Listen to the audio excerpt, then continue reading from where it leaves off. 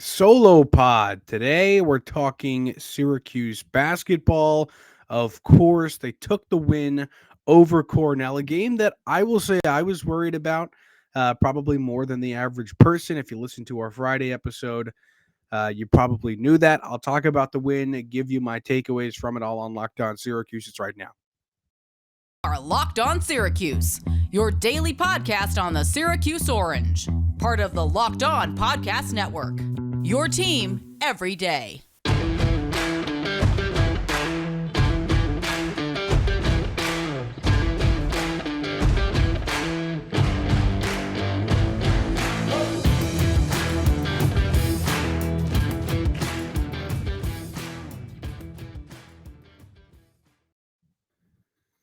At Bonaparte with you on your Monday episode of Locked On Syracuse. Thanks for making it your first listen every day. Free and available wherever you get podcasts. And today's episode is brought to you by LinkedIn Jobs. They help you find the qualified candidates you want to talk to faster. Post your job for free at linkedin.com/lockedoncollege. That's linkedin.com/lockedoncollege to post your job for free. Terms and conditions apply. So Syracuse took down Cornell inside the JMA Wireless Dome, 78-63, the 15-point W. It was tied at halftime. Syracuse looked pretty bad to begin. They were down early. Some people on Twitter were saying it was the Colgate game all over again. They couldn't hit a shot, blah, blah, blah. They were allowing threes, blah, blah, blah. And then in the second half, as Jim Boeheim said in the post-game press conference, Cornell just stopped shooting well. They couldn't. I don't know what happened to them. Maybe the Monstars took their abilities, but they ended the game shooting 27% from three, 27.1% from three.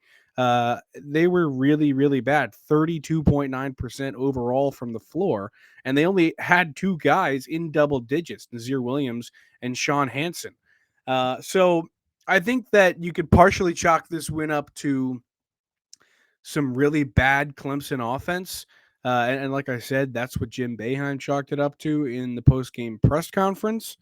Um, and I think some people in our replies, at least, were trying to say that's not the case. Really, Syracuse is actually just good. And I think there's merit to that as well.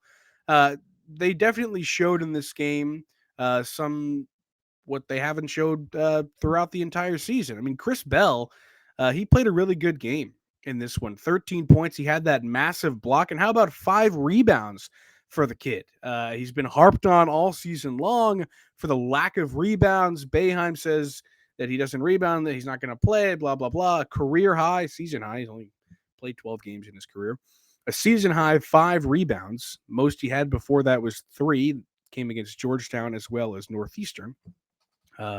And he only had 2 one other time. Otherwise, it was 1 or 0 for Chris Bell. So I'm happy to see him going out there and doing more of the job that I think Boeheim wants and that I think the team needs him to do. Because if you've been watching Syracuse basketball for 1 season, 2 seasons, 40 seasons, you know that the 3 needs to be able to rebound the ball and needs to be able to play a really strong part of that zone defense, because it's really an integral part.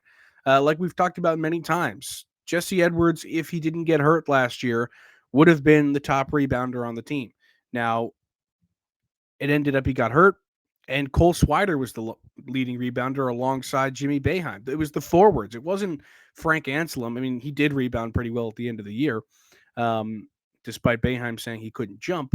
But it was Cole Swider and Jimmy Boeheim that picked up a lot of that slack, because that's what the forward positions on a Syracuse team need to be able to do.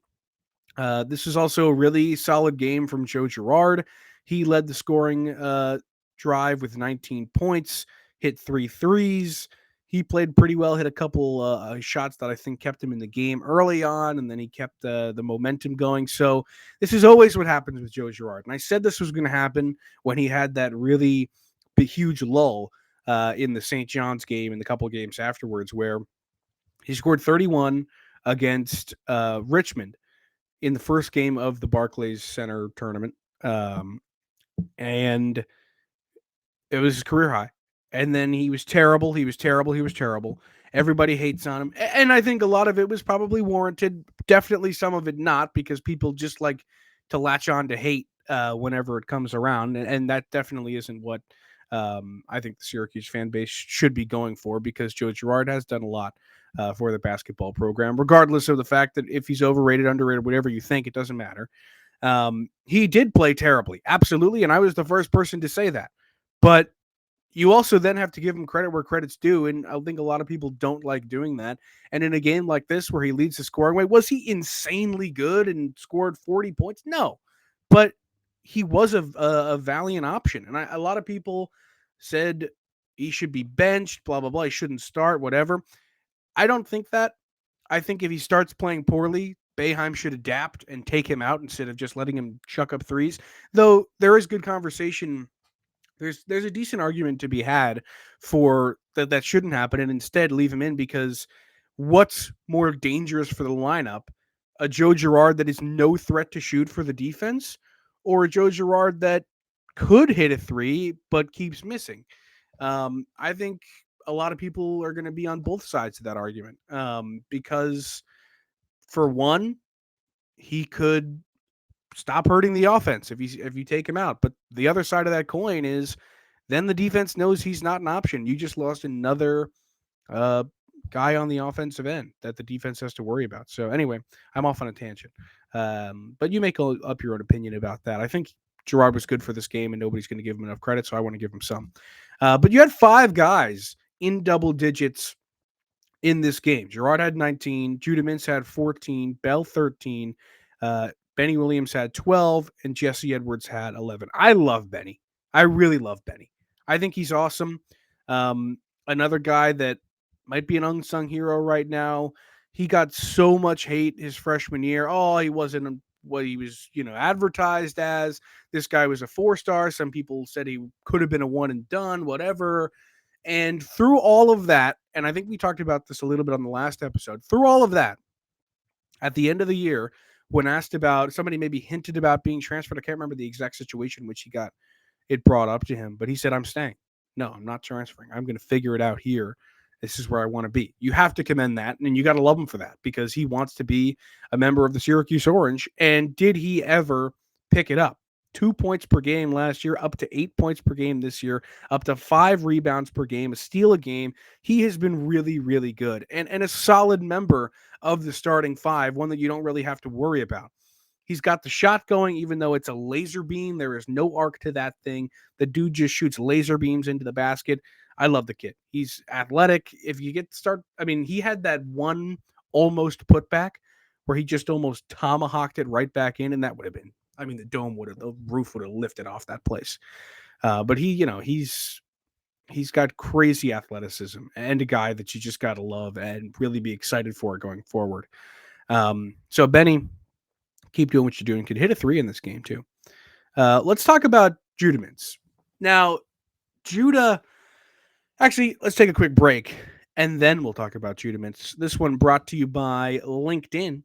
These days, every new potential hire can feel like a high-stakes wager for your small business. You want to be 100% certain that you have access to the best qualified candidates available. That's why you have to check out LinkedIn Jobs. LinkedIn Jobs helps find the right people for your team faster and for free. Go create a free job post on LinkedIn. It's very easy. Then add your job in the purple hashtag hiring frame to your LinkedIn profile to spread the word that you're hiring. Simple tools like screening questions make it easy to focus on candidates with just the right skills and experience, so you can quickly prioritize who you'd like to interview and hire. It's why small businesses rate LinkedIn Jobs #1 in delivering quality hires versus leading competitors. LinkedIn Jobs helps you find the qualified candidates you want to talk to faster. Post your job for free at linkedin.com/lockedoncollege. That's linkedin.com/lockedoncollege to post your job for free. Terms and conditions apply. Okay, so we're talking Judah Mintz. This is Locked On Syracuse. I'm Matt Bonaparte. This is a game where Judah was not a huge factor. He didn't play that well. 6 for 16 from the floor. He shot 3 threes. I think we can all agree. I honestly, I think he's shooting the threes. I don't know who's telling him to shoot the threes. Maybe he's working with GMAC and they're trying new stuff out. Is it helpful? No. And maybe he's going to get into the same situation. Obviously, he's a better talent, but maybe he gets into the same situation he did with, or that Kadari Richmond got with Jim at the end of that 2021 campaign in the tournament. Um, Jim said he didn't want Kadari shooting any threes, and Kadari didn't like that. And ultimately, it was one of the factors that I think ended up to him leaving. Obviously, Jim said he didn't want to play here, he didn't want to work, blah, blah, blah. There's some interesting quotes on him. One that came in an interview with Brad Klein, former co-host of Locked On Syracuse. So maybe go check that out somewhere. But Judah shooting the three is not something that's helping the offense right now. Now, the other thing I was going to say is maybe he's shooting it because he wants to prove he can hit it. Because like we've talked about on the pod many a times, you're not going to be a one and done as a guard if you can't hit a three-point shot. There are very little guards in the NBA that can't really consistently hit a three-pointer. I don't know if you could name 5. Maybe I'm wrong about that, and somebody's going to name 5 in the comments or something. But I really like in today's game where everybody has to be able to shoot. I mean, it just doesn't really, it won't work. And is the kid crazy athletic and has really great moves and handles and wherewithal and awareness around the basket? Yeah, he's awesome. He can dunk really well. He's great around the rim. He's got good vision. He makes a nice pass here and there. Had 10 assists a couple of games ago. And I mean, that 3-point shot's probably the thing that might keep him out of the NBA right now. But regardless, I'd like to get to a point with this team where I mean we're hitting ACC play now. The next game is Pitt, and we've talked about a couple times that this next 3 games they're not that difficult. Pitt, Boston College, and then Louisville. However, I will say all of those games on KenPom are within 10 points. Pitt is only projected to be a 3-point win for Syracuse. KenPom says 70-67. BC, a 10-point win, 70-60, and then Louisville, a 7-point win, 70-63. But there have to be some defined roles, is what I was getting at. Because we're at a point in the season where things are going to ramp up and get a lot harder. They did what they had to do, absolutely, and they won those 5 games, or they won those 4 games, really, because we didn't really think they were going to win the Notre Dame game, but they did. So they got that done. They won 5 games in a row. That's what they had to do if they wanted to keep their tournament hopes alive, and they did it. But it all gets harder from here. So you really need to figure out what the offense is going to be and who's going to have the ball and what the story is going to be, because you can't just keep hoping that some guy's going to get it going and have Judah take random shots and keep missing and then go 6 for 16 and not really help the team all that much. Did he play well at times? Sure. But he really wasn't anything special in that game. I also feel like sometimes he thinks he has to do it all on his own. So that's something I think he gets into a lot. But, I feel like that comes with any young phenom or any freshman college basketball player that's already the best player on the team. Because he is. He's the best player on this team. Most talented player, 100%. No doubt about it. And Boeheim said that in press conferences before. But, when you show up and you're one of the youngest guys on the team and you're already the best, there probably is a little bit of, I've got to get it going. I have to do it. It's all on me. Because, he's young and he's still learning. So that's probably something he just has to grow out of. Because at the end of the day, something important to remember is that he's still human.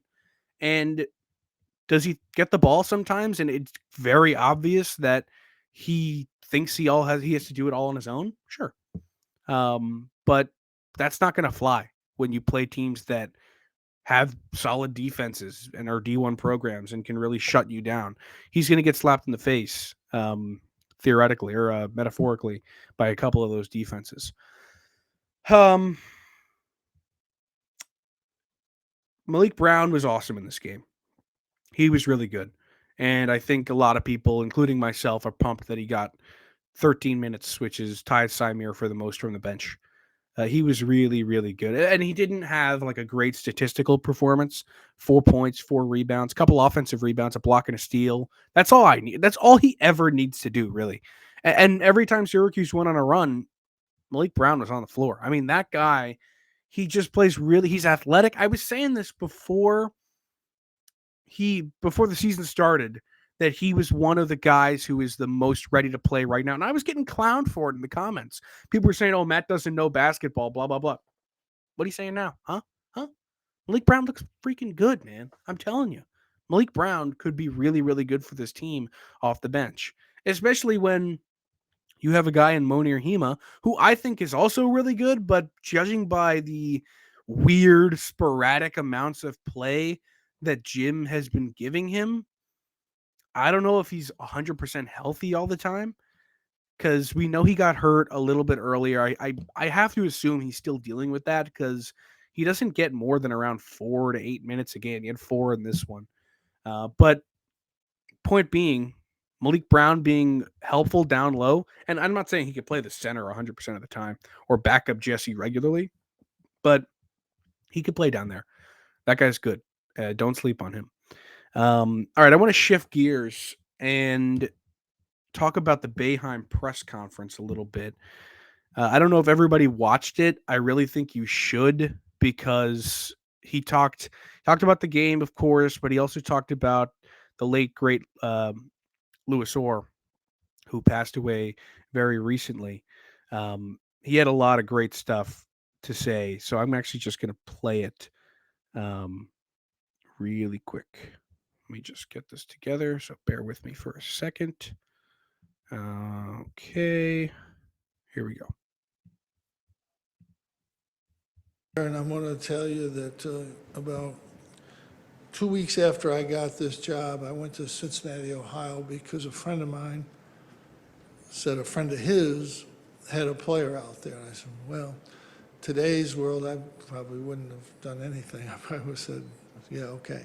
I got on a plane, went to Cincinnati. I watched this kid in the gym playing against some college kids. When I walked in, the guy told me he was 6'8", which was true, he was, and he weighed 160 pounds, maybe. And he got knocked down about 6 times in 5 minutes while I'm watching him. But the interesting thing, he got up every time and made a basket or got a rebound, every time. And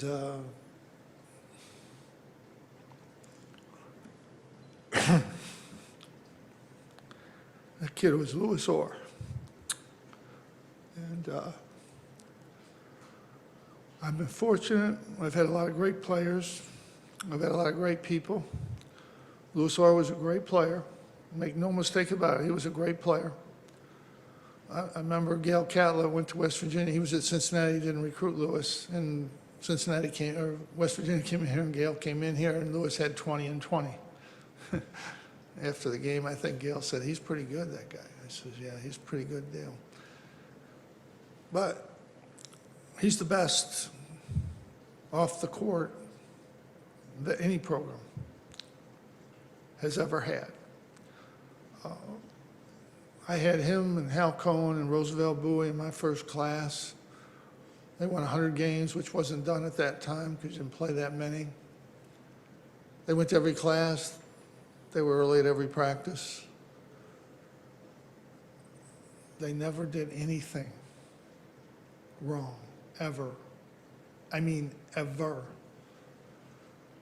And we didn't have academic tutoring. We didn't have any of that stuff. They had,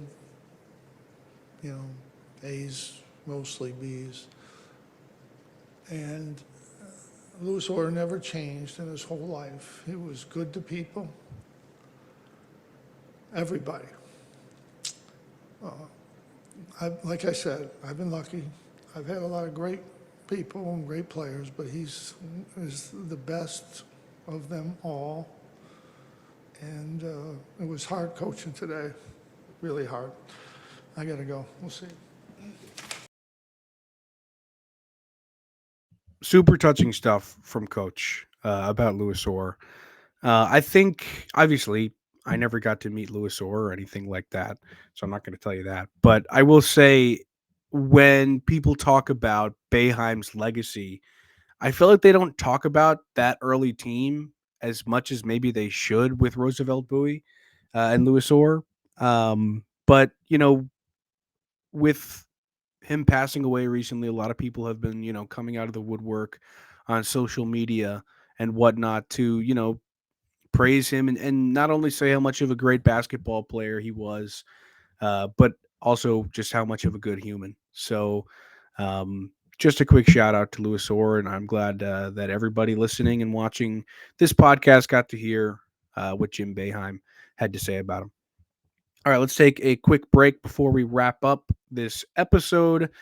This break brought to you by betonline.net. It's your number one source for sports betting info, stats, news, and analysis. Get the latest odds and trends for every professional and amateur league out there, from pro football to college bowl season to basketball and the World Cup. They've got it all at betonline.net. If you love sports podcasts, they've got those too. They're the fastest and easiest way to get your betting info. Head to the website today or use your mobile device to learn more. Bet online, where the game starts. Alrighty. Back here on Locked On Syracuse, I am Matt Bonaparte. People in the Twitter replies, I'm just looking through them a little bit um, after our post-win thoughts tweet. Somebody said Cornell's a solid team with their 2 previous losses to ACC teams by a combined 4 points. That's going to be a team to root for to make the tournament. Good point. You're going to be wanting to root for Cornell from this point on because you want that win to turn into a good one. They did lose to Miami by 2, 107-105, which I think is a reason I and a lot of other people were worried about this game. You see a team like Cornell put up 105 points against an ACC team, one that Syracuse will play, and you get a little bit worried. They lost to BC by 2 points on opening night, so there definitely is some merit to that. Cornell, definitely a team that we're all going to be rooting for as the season goes along. Another guy says slow starts are concerning, definitely, but he loves the athleticism. They're moving in the right direction. The slow starts are concerning because against a team like Cornell, you were able to win it in the second half and really focus on it and pick it up during the first half so you could tie it by halftime. But that's not going to work against good teams, against a lot of ACC teams. Um, at the end of the day, the power conference teams are power conference for a reason. And are some of them worse than mid majors? Of course they are. Of course they are.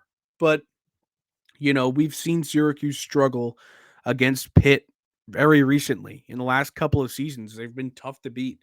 And other teams, Georgia Tech, whatever, you don't know who's going to give Syracuse a fit because there's talent everywhere in the ACC, regardless of whether or not teams are winning every single game.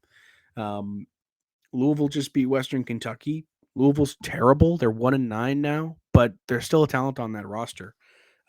So you can't take any game for granted and just say chalk it up as a win, especially when Syracuse is coming out and like this guy said, they're losing really early in these games and they have to claw their way back in. In a game like this, you had the guys shooting and it worked out and the bench minutes helped you. But someday, like we all know is true, Gerard's going to go cold and Judah's going to huck up a bunch of shots and be really inefficient. And you're not really going to know where to turn. Maybe you finally get something out of Justin Taylor consistently. I mean, he had a shocker of a game. 7 minutes and not a single statistic except for one single assist. That's it. He was awful. Didn't even take a single shot in the game. So, I mean, he had that 25 points against Bryant, but other than that, has really not shown us anything. We got to see something out of him. Quadir Copeland hasn't shown me much to where he fits into the team. He looks good, but he plays such limited minutes. Samir looked fine. But, the bench is still weird. And I think partly because Boeheim, like he said preseason, they're going to play 10 guys. I don't really think so. He'll find his 8 tops that he likes, and he'll play 7 of them for however long, and the 8th guy gets some minutes. Maybe the 9th guy and the 8th guy combine for 8 minutes or something like that. So I mean, when you're coming up to ACC play, you kind of got to hammer that out because you can't just be playing random guys every game. Is it going to keep legs fresh? Yeah, and that's going to be the benefit of it. But you just can't have unsolidified rotations. I don't like not knowing who's going to come in. And I don't know how other people feel about that. But those are just my thoughts. We'll have another pod tomorrow talking about whatever. Maybe we'll get a mailbag in this week. I want to hear your questions about the team that hopefully we can answer, about football as well. Pinstripe Bowl against Minnesota coming up. And it's looking weird. Sean Tucker off to the NFL. Jahad Carter's transferring. Deuce Chestnut's transferring. Who's going to play in this game? We'll talk about that probably this week as well. But thanks for making Locked On Syracuse your first listen today. Go make your second listen. Peter Bukowski brings you the biggest stories from around the sports world in 20 minutes on the Locked On Sports Today podcast. Get the analysis and opinions before anyone else with our local and national experts and insiders. Locked On Sports Today, available on YouTube and wherever you get your podcasts.